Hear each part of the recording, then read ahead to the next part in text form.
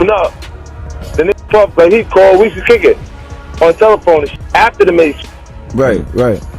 And then be like, matter of fact, they sent me the girl pictures, like pictures of this girl, like, not the y'all. A firestorm just hit the hip-hop scene after a video surfaced showing a heated face-off between 50 Cent and Meek Mill. The clip blew up online, hinting at a serious clash between two of rap's biggest names. Curtis 50 Cent Jackson, known for his fearless swagger and chart-topping records, has stayed tight-lipped so far, but fans can't stop talking about what this says about trust, loyalty, and the real power plays behind the scenes. What's going on, my brother? Oh, man.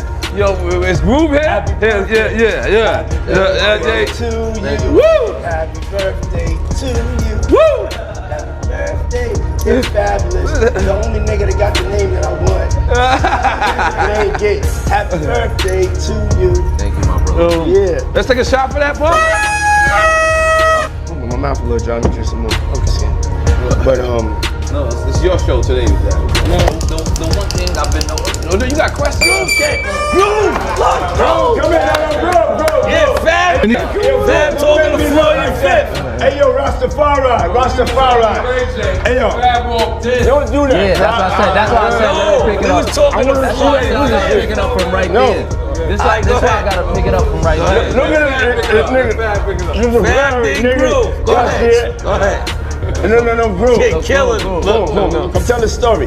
Bro, we're intoxicated. Listen. Oh, bro, you helping me build that beautiful, nice guy, Rastafari brand of yours, huh? I come see you, in, man. I'm walking in at that hallway right there. Bag at Mr. Lee.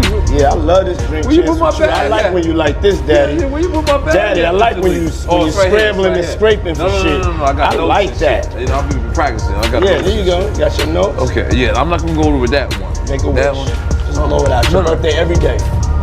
Every day's your birthday on Drink Champs, goddammit. I'm in. Okay. I got notes now. I'm trying to get my life together.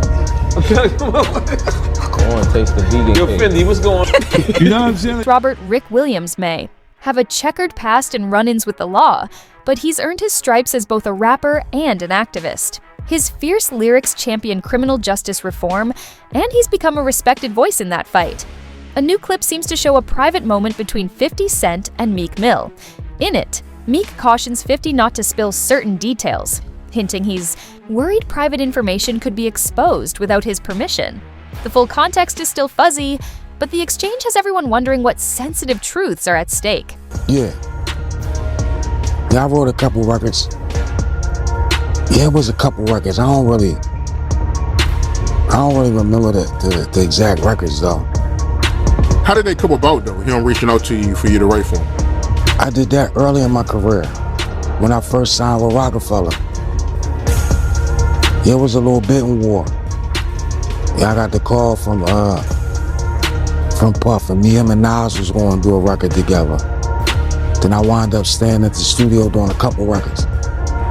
That's news to me, man. So he was trying to sign you to Bad Boy. Yeah. Yeah, that's news right there, yo. But I could have been that Bad Boy. I could have been with Rough Riders. Couple spots. Why didn't you sign a Bad Boy? I was already committed to Rockefeller. I ain't signed no contract yet, but it was already done. When you look back in hindsight, do you regret it? Being signed to Rockefeller? Yeah. Hell no. No, I don't regret that at all. So when you look back at your career, knowing that you could have been at Bad Boy or Rough Riders, you still could go back. You would still sign. You listen to that question you just asked me.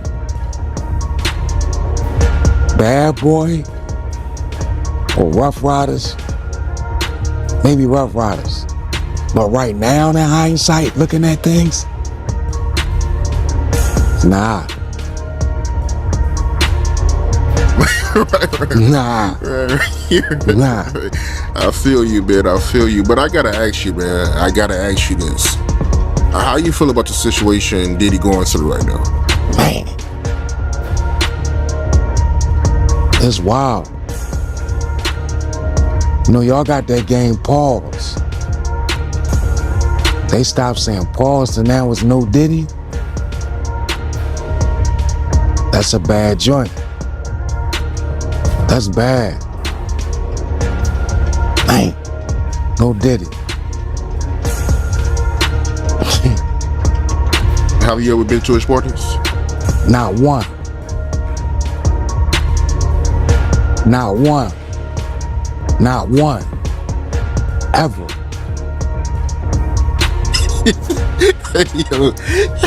Hey, you heard about him though? Yeah. Yeah, you hear about them parties? Nah, that wasn't for me. No, sir. What you hear about him? Same thing everybody else heard about him. After the clip hit the internet, wild theories about Meek Mill's secrets start flying.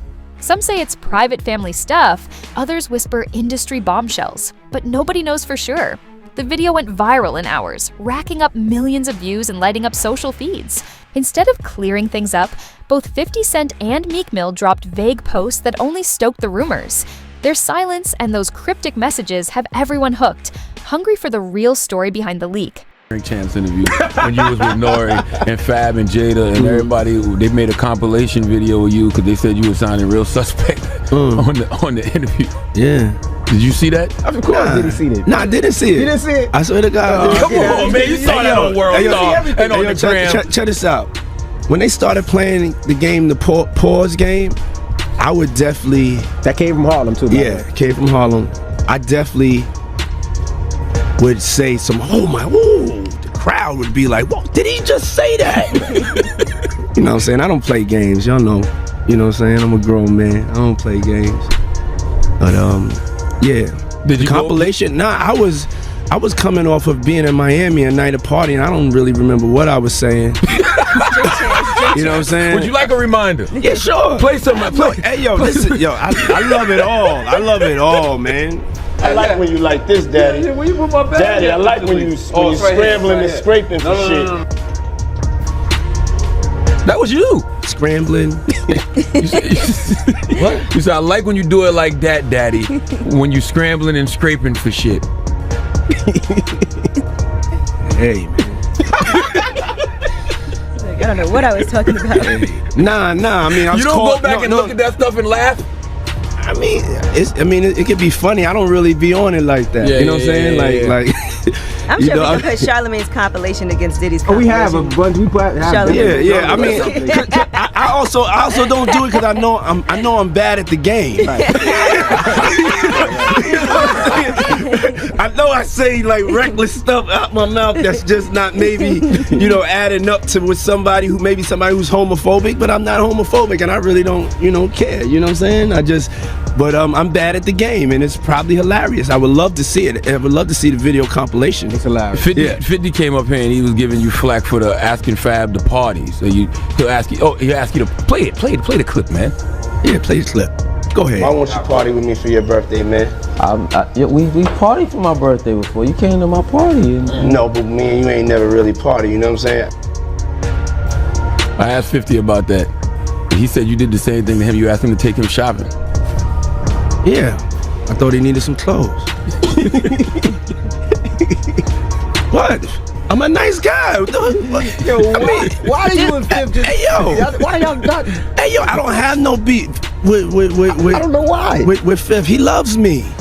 He loves me. Do y'all really can't have see a it? beef? I mean, y'all can't see it. No, we can't see it. Y'all can't see that he loves me? But see, you really, hold on, you really think that's hate? When you really break it down, you've been out here a long time. You know he loves me. I don't think he like it. You know he loves me. I don't think he. Okay. But why not? Y'all both passionate. Y'all both. I don't know.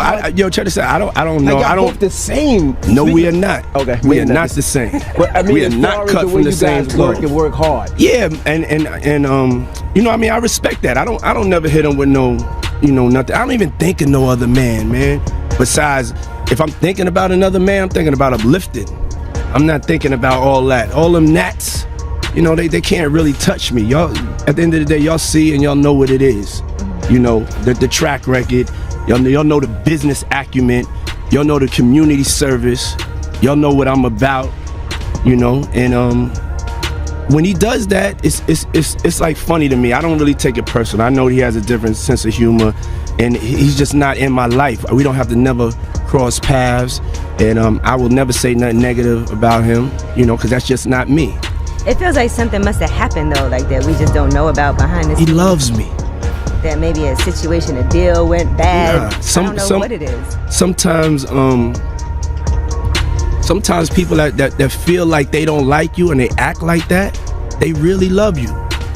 Like I'm not like, you know, just saying it to say, you know. But I mean, it's something about me that has them on me all the time.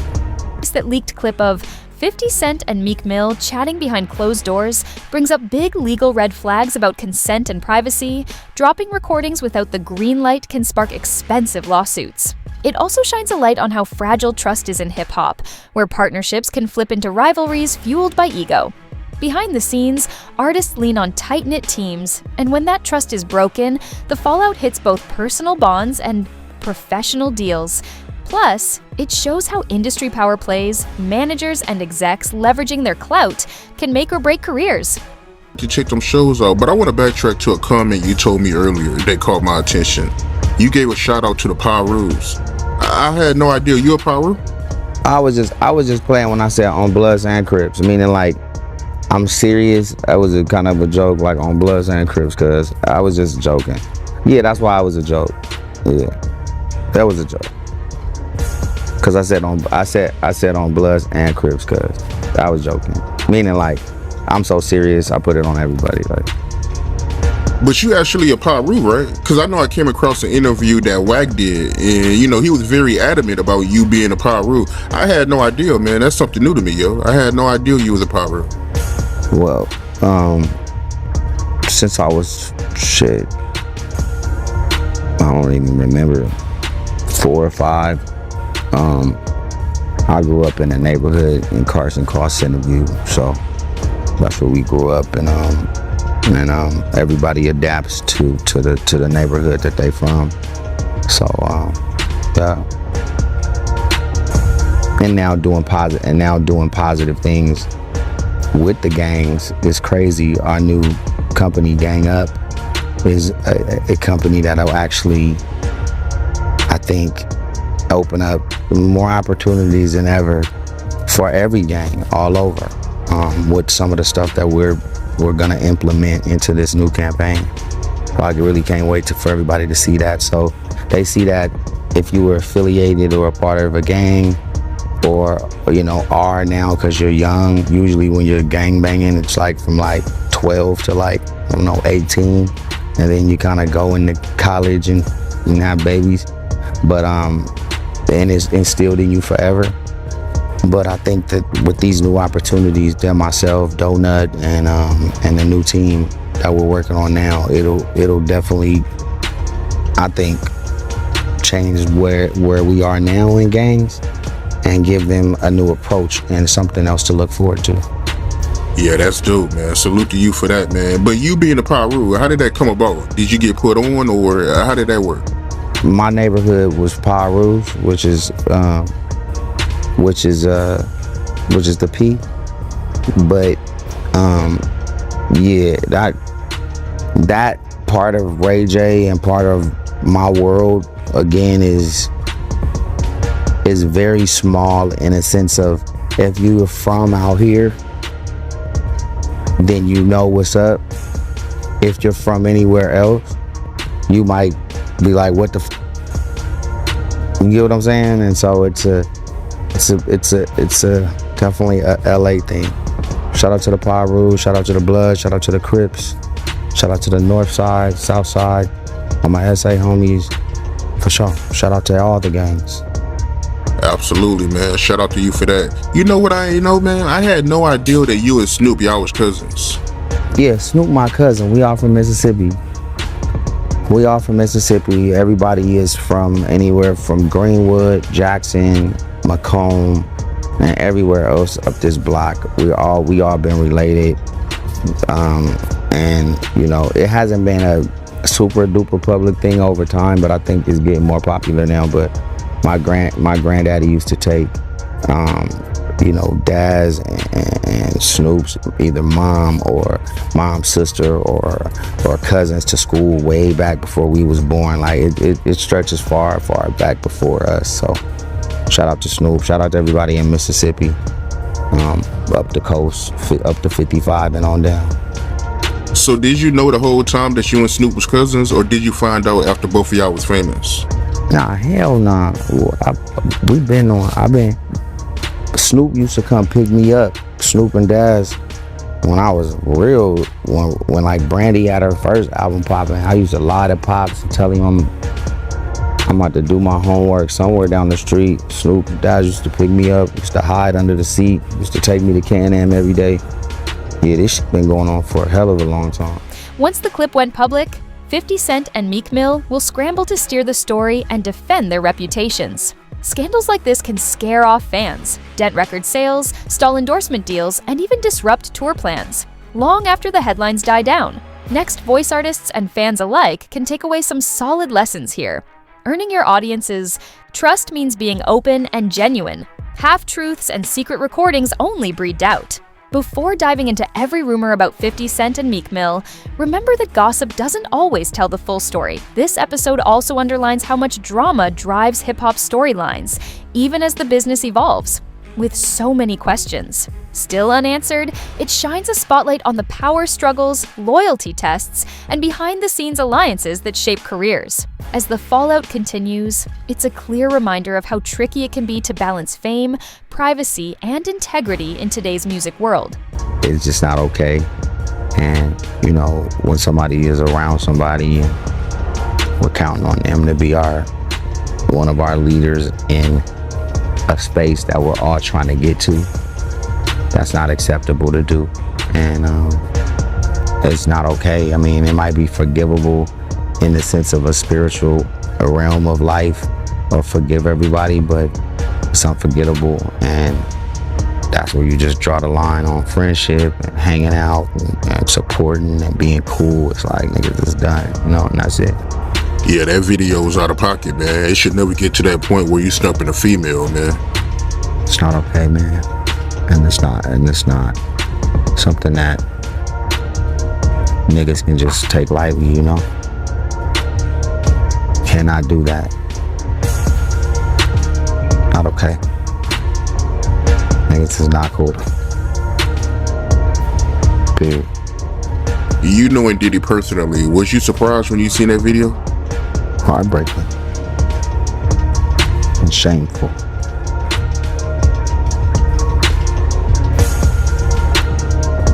And unacceptable. I've never seen nothing like that. I've never seen nothing like that in the history of my life. So that's a new for me. I don't know what kind of demon you are, but you know, somebody need to motherfucking form an exorcism fast. Yeah, I feel you, man. I mean, I'm still in disbelief about what I seen. To see him kicking her like that, man. Yeah, that was crazy, man. There's no place in that. And for somebody like me or anybody to say what I'm saying, they better not have had something like that happen. You get what I'm saying? Because now they even put their whole self at risk with being honest. You know what I'm saying? It's like people watch these reality shows and you see certain people arguing and shit get a little tense, right, on reality, but there's a certain level of where you don't go. You get what I'm saying? And this and that just do not go together. It just doesn't. You can't compare this of, you know, a back and forth verbal whatever it is in the sense of having a disagreement, right? And even getting too loud at this point is not even okay. But that is way on another page of somebody yelling or screaming. That's not humane. You think it's over for him? It's not about that. It's just about you know, life in this industry goes on without certain people because their membership club is revoked. Their membership in the club is revoked. It's over. So you don't have room to make mistakes like that in the big club. You can't do that. You can't. So that's inexcusable. What you mean by that when you say his membership is revoked? Meaning, if you threw a party tonight, the people on your invitation list, that club, the people that throw a party tomorrow or a foundation for be anything that has substance to it, right? It's no longer available for certain people to be invited to or welcome. In our digital world, leaking that private exchange between 50 Cent and Meek Mill drives home just how fragile privacy has become. With smartphones everywhere and social media feeding on every moment, private talks can be recorded and shared in an instant, often without anyone's okay. That raises big ethical and legal questions about our right to keep conversations confidential. It also shows why strong cybersecurity matters more than ever. Without solid defenses against hacks or phishing, public figures like Meek Mill and 50 Cent risk having their personal and professional lives exposed. Investing in top-tier security tools and practices isn't optional anymore. It's essential to protect what's theirs. Comes to Biggie's murder, do you think Diddy should be held accountable? No doubt. I didn't think that way, you know, because I too was traumatized in a way, to be totally honest. When you pull somebody out the car and they done pissed and they done shit on themselves, and you know you got that dead weight in your hand, and you gotta sit down there and tell this man mother, you know, what you heard, what you saw, after this dude that lied to his mother. That's trauma, bro. I don't care how hard you is. And Biggie ain't the only dude that I've seen get murdered in a party, at a party, or being murdered. But he's the only one that I had to grab in my hands and carry and help put him on a gurney, a stretcher. He's the only one that I gotta constantly hear his music on the radio. He's the only one that I can't get Miss Wallace out of my mind when she grabbed both of my hands and said, I don't want to hear no more, with tears in her eyes, man. To have an experience like that, for probably and arguably the world's greatest rapper of all time, that's crazy, bruh. So now, he's responsible for not having enough security. He's responsible for having Big there. He's responsible for not listening to security by telling them, if we go to this party, one of us gonna die tonight. Somebody gonna get killed tonight. They coming to kill us, Puff. I want these kids to know, ain't no party that big. Ain't no party that good. Ain't no party you should go if you feel or you told that you may not go home. He owed Miss Wallace. He owed Miss Wallace. And I didn't feel that way at first until I heard it said on another YouTube show when Clark Kent said that Big told him the only reason he was going to that party. The public does have a stake in how celebrities act, but that doesn't give anyone free rein to trample their privacy or dignity. Leaked clips like this force us to ask tough questions about media ethics. Reporters and outlets should tread carefully, balancing the public's right to be informed with a duty to do no harm. Before running private footage, journalists need to weigh the benefits of the story against the potential damage to the people involved and stick to standards that protect everyone's basic rights. And you said when you got Biggie out the court, he was what? My man, he had urinated and he had shit on himself. Oh, man. So with all that being said, what do you think should happen to Diddy for Biggie murder? Like I said, I'm not the judge, I'm not the jury. I think that way back then, because of Arista Records and Bad Boy knowing that there was threats, and you heard Puff lie a couple of times in the past. I didn't know, nobody told us, we was just young. You knew. You heard him lie as if he didn't know. And then he put his boys, Mark Pitts and Wayne Barrow, right over there in Miss Waller's ear. Whereas that she should have been filing a lawsuit against Clyde Davis and Arista and Bad Boy Records for the death of her son. Because they did not have the proper security for the Notorious Big. In the height of what was determined the East Coast, West Coast war in hip hop. So what they should do, it's too late for that now. What should happen? God gotta decide that, bro. Wow. Is there any charges they can put on Diddy for Biggie's murder? No, they don't. They know, LAPD know who killed Big. They made a deal that those records will never be released in our time. We'll all be gone. All the people who was probably around there is 50 years.